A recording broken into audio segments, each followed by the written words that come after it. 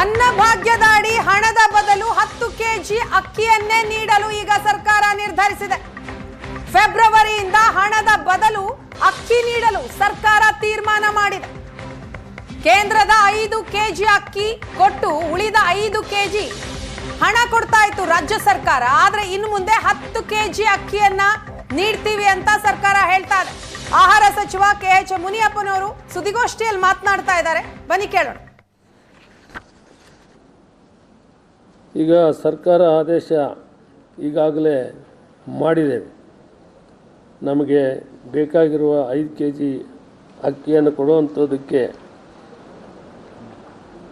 ಸಾರ್ವಜನಿಕ ವಿತರಣಾ ಪದ್ಧತಿಯ ವಿತರಿಸಲು ಅಷ್ಟೇ ಅನ್ನಭಾಗ್ಯ ಯೋಜನೆಯನ್ನು ಗ್ಯಾರಂಟಿ ಅನುಷ್ಠಾನಗೊಳಿಸಲು ಕರ್ನಾಟಕ ಆಹಾರ ಮತ್ತು ನಾಗರಿಕ ಸರಬರಾಜು ನಿಗಮ ನಿಯಮಿತ ಇವರನ್ನು ಖರೀದಿ ಏಜೆನ್ಸಿಯಾಗಿ ನೇಮಿಸಲಾಗಿದೆ.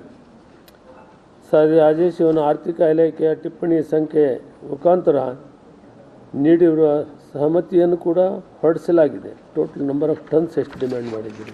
217 ಲಕ್ಷ ಮೆಟ್ರಿಕ್ ಟನ್. ಎಷ್ಟು ಲಕ್ಷ ಟನ್ ಬೇಕು ಅಂತ ಮಾಡಿದ್ದೀರಿ? 217 lakh metric ton. 2.35 lac metric ton. 2.35 lac.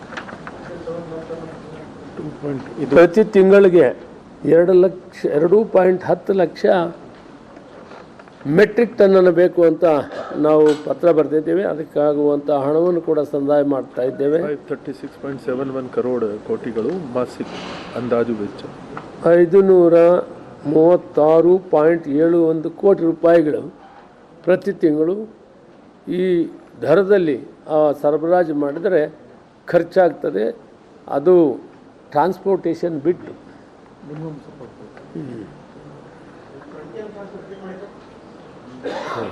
ಹೇಳಿ ಕೊಡಿ, ಹೇಳಿ ಓದಿ ಅದನ್ನು.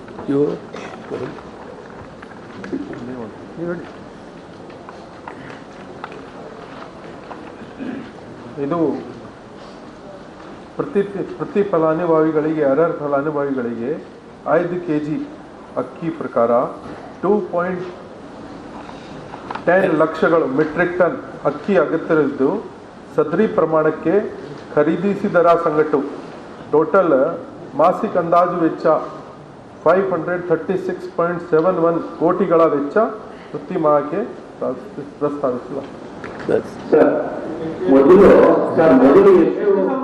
ಒಬ್ಬರಾದ್ಮೇಲೆ ಒಬ್ಬರು ಕೇಳಿ. 536.71 ಕರೋಡ್ ಟೋಟಲ್ 2.10 ಲಕ್ಷಗಳ ಮೆಟ್ರಿಕ್ ಟನ್ ಅಕ್ಕಿ.